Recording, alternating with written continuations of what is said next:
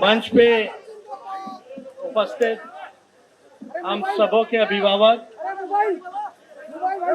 LJD के राष्ट्रीय अध्यक्ष, समाजवादी नेता आदरणीय श्री शरद यादव जी, मंच पे उपस्थित राष्ट्रीय जनता दल के राष्ट्रीय उपाध्यक्ष आदरणीय श्री शिवानंद तिवारी जी,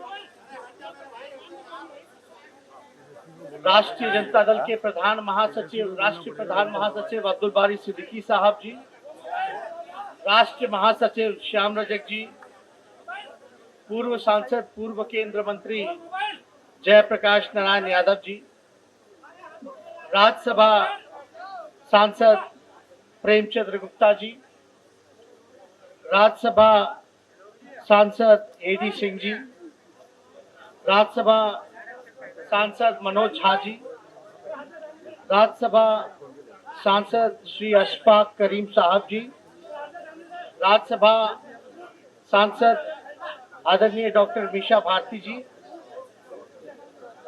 पूर्व बिहार विधानसभा के स्पीकर श्री उदित नारायण चौधरी जी,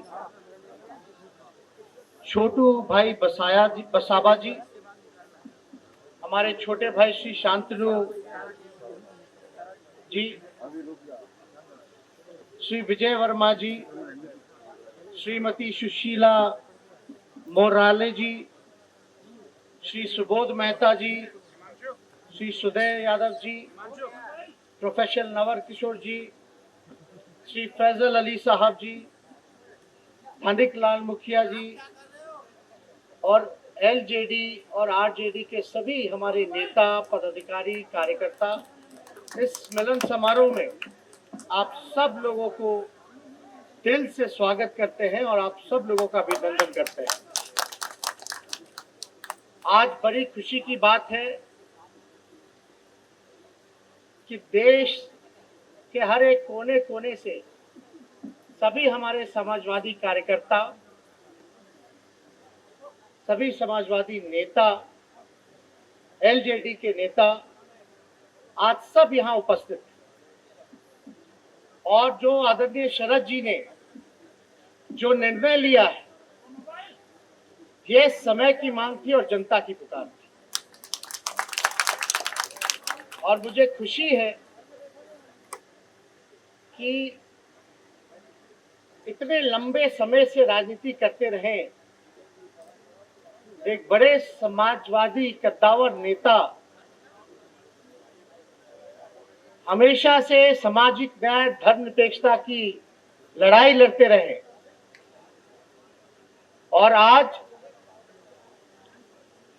तबीयत इतनी ठीक ना होने के बावजूद भी अभी भी देश की चिंता और बिहार की चिंता ये कर रहे हैं।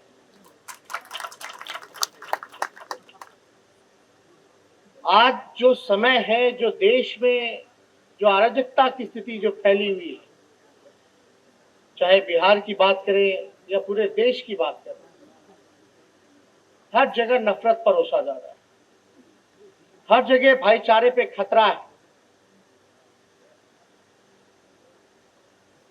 नफरत की राजनीति हो रही है हर जगह,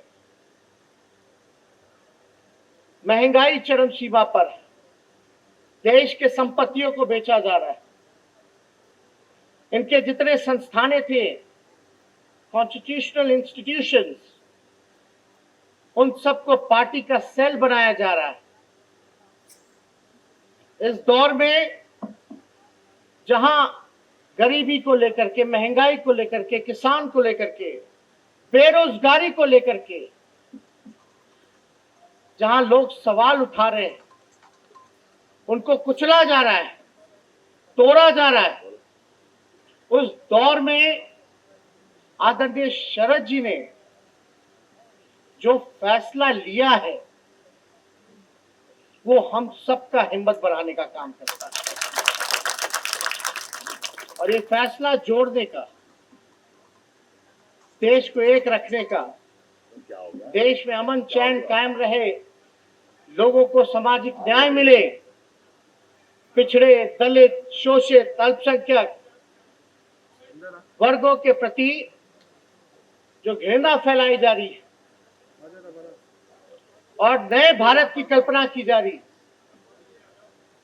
इस दौर में ये निर्णय हमें लगता है कि काफी मददगार साबित होगा और आगे चल करके जितने भी रीजनल पार्टी हैं, जितने भी पॉलिटिकल पार्टी हैं जो आज विपक्ष में है, एक उनको भी संदेश जा रहा है कि अब देर बहुत हो गया।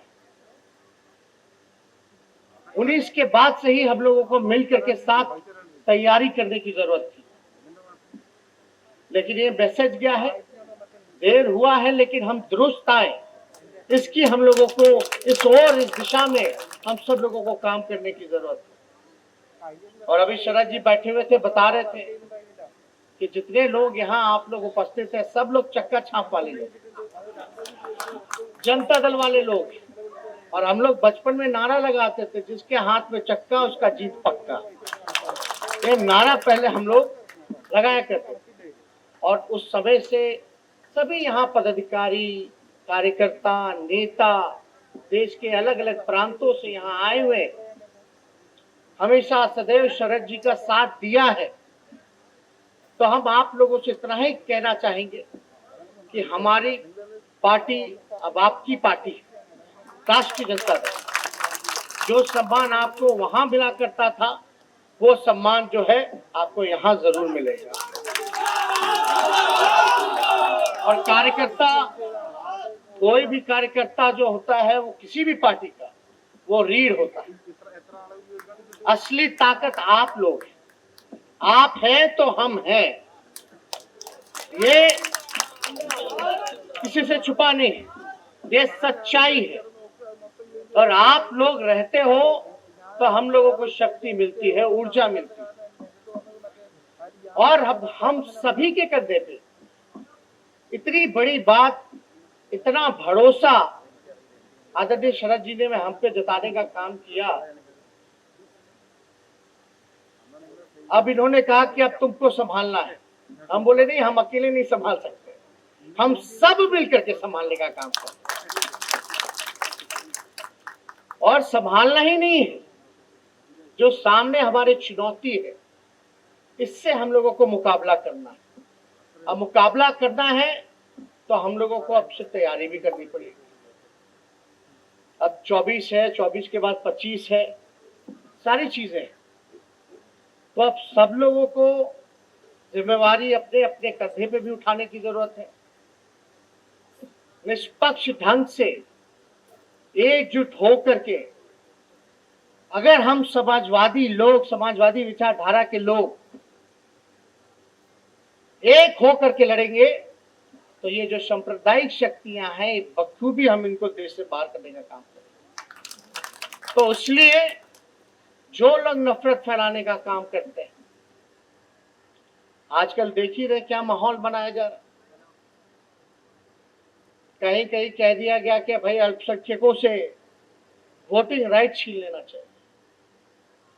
उस समय भी हमने कहा था कि किसी माई के लाल में दम नहीं है, या संविधान में हमें जो अधिकार दिया वो छीन करके कोई दिखा दे। इसलिए हम सब लोगों को बड़ी जिम्मेवारी मिली है और इतना भरोसा जताया है, तो हम इतना जरूर कह सकते हैं कि एक बड़ी जिम्मेवारी जो हमको दी गई है, उसको बखूबी ढंग से सबको साथ लेकर के, सबका मान सम्मान करते हुए हम लोग आगे बढ़ने का काम करें।